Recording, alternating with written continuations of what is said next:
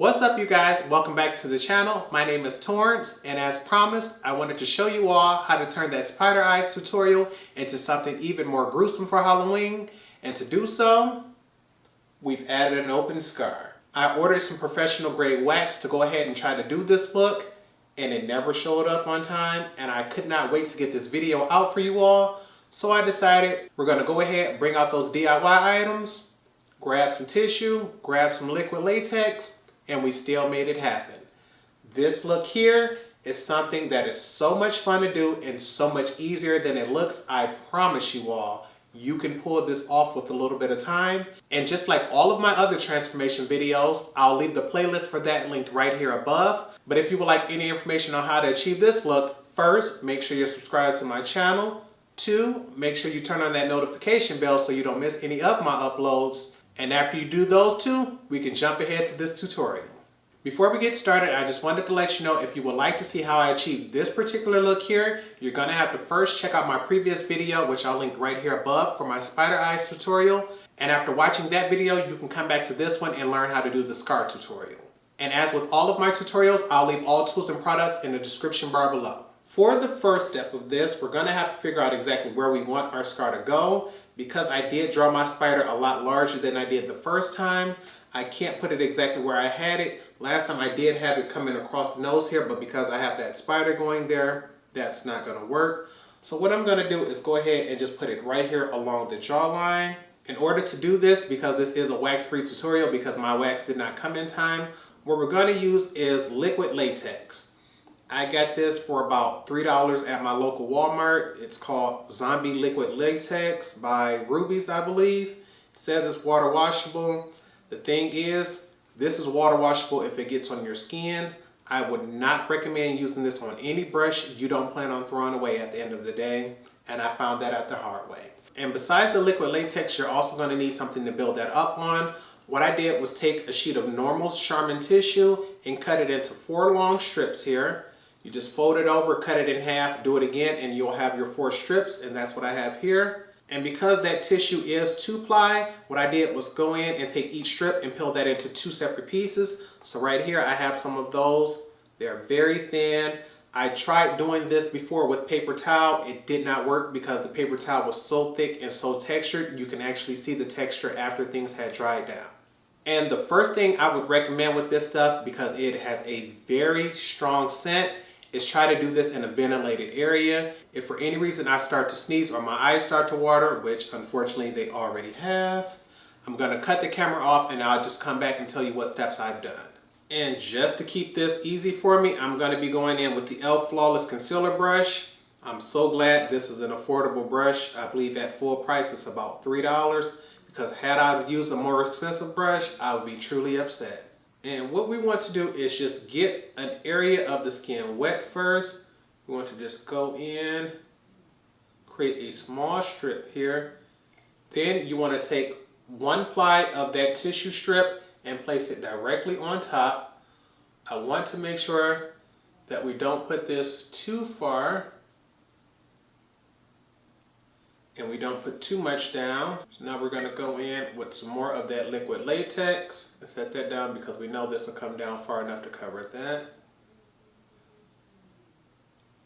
And do the same on this end.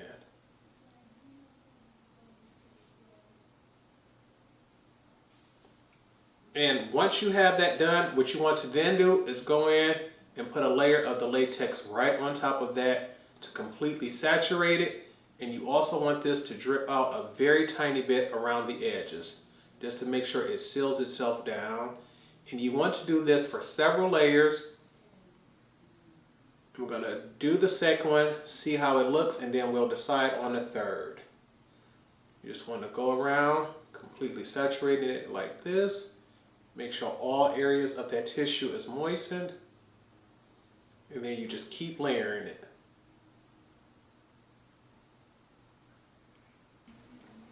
Take another strip, lay it on top of that one.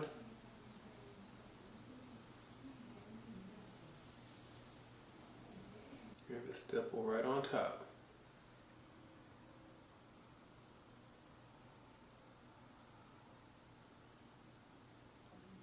And now that I have the second layer here, I'm deciding whether I want to add a third. And just for safety and security reasons, just to have that extra thickness, we're going to put one more layer on.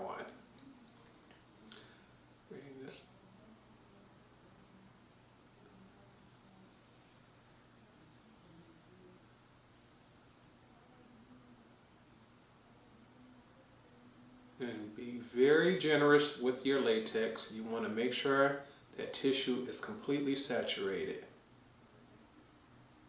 And now that we have everything there, what we want to do is make sure that the very edges of this lays down.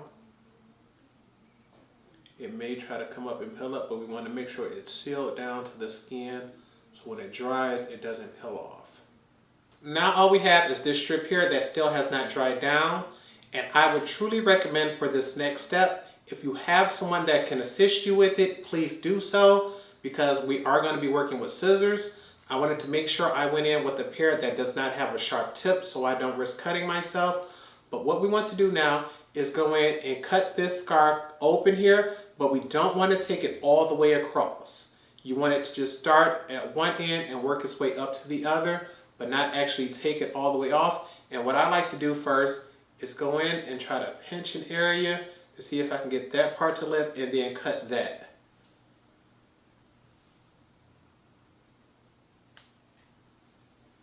And once I believe I have that cut, what I want to do is press down to the skin and go straight up through the skin. We're not really worried about this being perfect. We're not a plastic surgeon, so we don't need clean cuts. And with most scars, when you're sliced open, they tend not to be a clean cut anyway. And now, because this e.l.f. brush is already dirty, what I want to do is try to take and push this open, pushing the skin on one side over and the skin from the other side over. This will help give it a more realistic look, like that skin is actually peeled back.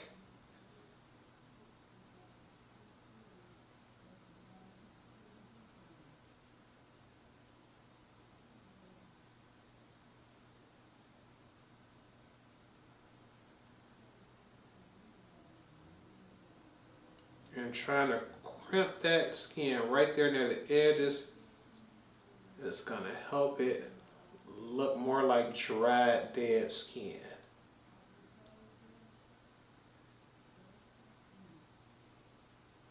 Alright, so what I want to go ahead and do is give this a few more minutes to dry, or you can use a blow dryer to speed things up. So I'm going to cut away. I'll be back in about 5 minutes after I let this dry. After allowing this a few moments to dry and checking this out in the mirror, what I've come to realize is that if you peel this up even closer to the skin, it'll look more realistic. Because this tissue does have sharp edges, that texture from the tissue may look weird and different from your natural skin. So I just went ahead and pushed it up as close to all of the edges as I can get it before it dried down. Now what we want to do is change the color of that, because that tissue is much lighter than my skin tone. And to do so, we're going to go in with the foundation that is darker than your skin tone. We want the skin to look dead and malnourished, which tend to bring out darker tones. And so I'm going to go in with a Maybelline Fit Me Matte and Poreless Foundation in the shade 340, because I know this is too dark for me. And we're going to try to go in with as little product as possible, but I'm going to be using my Real Techniques Expert Face Brush, the number 200 here. And I'm just going to try to use this sort of like a stippling brush. I want to make sure my brush is coated, but then go in and cover all of that there. Our main concern is making sure that this scar does not look white.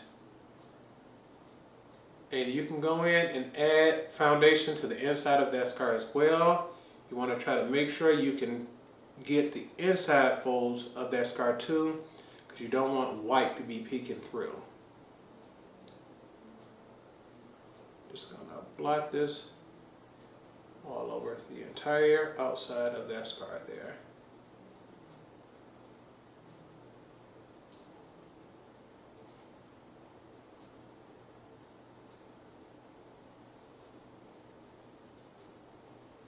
And the last little bit is just making sure I stipple right on the inside so my skin tone isn't peeking out. Now to set that, once again, we want to try to make that skin in that area look a little bit darker. I'm going to go in with the Nars Soft Velvet Loose Powder in the shade Heat. This is a color I know is far too dark for my skin tone. And what we just want to do is go in and just press this right on top to help set all of that in place. And you're just going to press this all over the edges. This is going to help this to dry down a little faster, as well as add a tint to this because it is a very dark powder. Press this on the inside as well.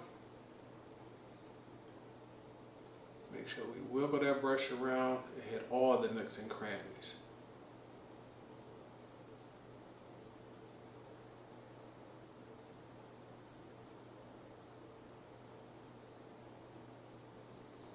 And as you can see, because we pushed that up and now that we've set it, it's starting to sort of look like saggy skin now, which honestly is a good thing. Now I just want to give this a few more seconds to bake just to ensure that that powder is sticking everywhere. But we're going to use this same brush to dust that powder off now that the skin is a little bit darker in that area. And you want to try to be as gentle as possible, remembering that tissue is very soft and delicate and we wouldn't want to disrupt anything. And before we go in and add blood, we want to go in, before we go in and add blood, I want to make sure things look a little irritated. So I want to go in with a red eyeshadow just to make it look like things are bruised. For shadows, I'm going to be using my Holy Grail, the Viseart Grande Pro, and I'm going to be going in with this shade here, number 18, to start off with. Gonna try to see if it works with the Sigma E40. If not, I'll switch to a denser brush. Then we're gonna start off with this here. Yeah, I can already tell that one's not gonna work. Okay. Change of plans. We're skipping to this shade here, number 22. I forgot because I used a darker color on my skin tone. I need a darker red to start this look off with. Still going to be using our Sigma E40 just to see how things will go off. And I'm going to just buff this around the edges just to make that skin look a little more red toned.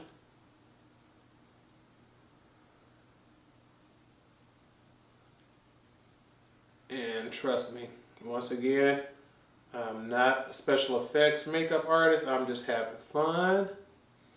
And it looked like so far things is turning out cute.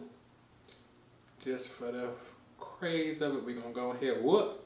That latex trying to peel in there. We're going to leave that alone. Now that we've added a little bit of red, I want to go in and make things look really bruised. So we're going to start off right here with this shade number 1, which is a dark blue shade, and bring that closer to the edges to make it look really dark and really bruised. And we're going to go in with the Sigma E33 brush. It's a very small blending brush. We're going to take that a little bit closer.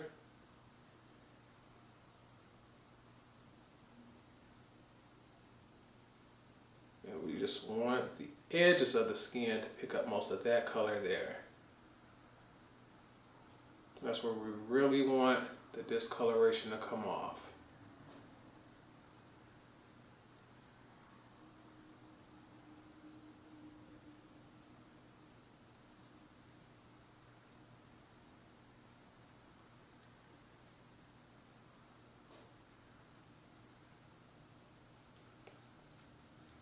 And now we just really want to load up our brush and put those colors, that blue right there on the very deepest creases. You want to go like slightly inside the skin there and really get that buffed in. So just in case someone looks at it from any color, it just looks dark and corroded from the inside. Now for the last step, we want to go in with our vampire blood.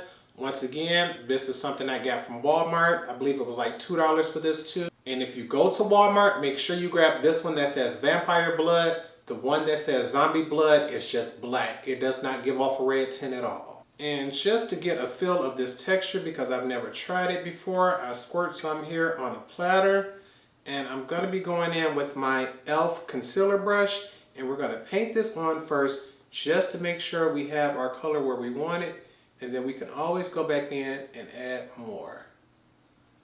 We need to just make sure this entire area has this glossy look here on the inside. We want it to be really dry looking on the outside and really moist and wet to look like the insides of the body. Work with the blood very slowly because it is not uncommon to drop things or have things dripping before you are ready to move on to another area. And now I want to try to just get it very heavily near the top because more than likely it'll drip down to the rest of it. So I don't want to put it near the bottom in the beginning. I'm just scooping a mound of it and just dragging it right there across the top and letting it fall as it may.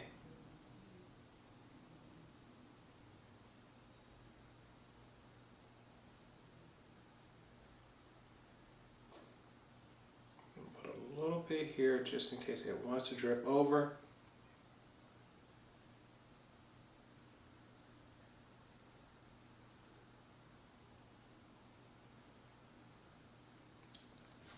Baby, look at that. And honestly, what I wanted to do was just have it dripping, but just the fact that it looks all splotchy and coagulated there, it gives it a more realistic look. Now we got to go ahead and set this because baby, I don't want to lose this effect. We don't need Fix Plus because we don't need to add a dew, but I do want to spray all-nighter so it lasts all day. Cheap fan, expensive breeze, good times. I'm going to go ahead, give this a few seconds to dry, and I'll be back to show you all the final look. And this is the final look. I'm going to go ahead and give you all a full face view of things.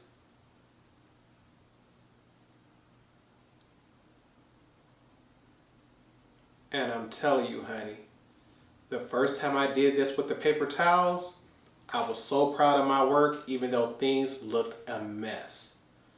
But I decided I deserve better. My subscribers deserve better. So Torrence, we're going to go in and we're going to try this look again. And when I tell you, I am so happy I did. Like, look at that. I cannot believe this is only my second attempt. And I am so proud of myself. Like, when I tell you all, things do not have to be perfect. You just truly have to try your best, and practice is where it's at, honey. It is extremely rare that someone tries out a technique and on their very first time, they master it. But to know that this is my third time doing this eye look and my second time doing this scar look, honey, I am more than confident that even if it only turns out like this, I'll be happy on Halloween. And I truly hope you all enjoyed this video because I'm telling you, baby, I cannot wait to go ahead and edit this to get this out for you all. This has to easily be the most difficult and funnest look I've ever done, especially knowing I had to redo it but did not mind.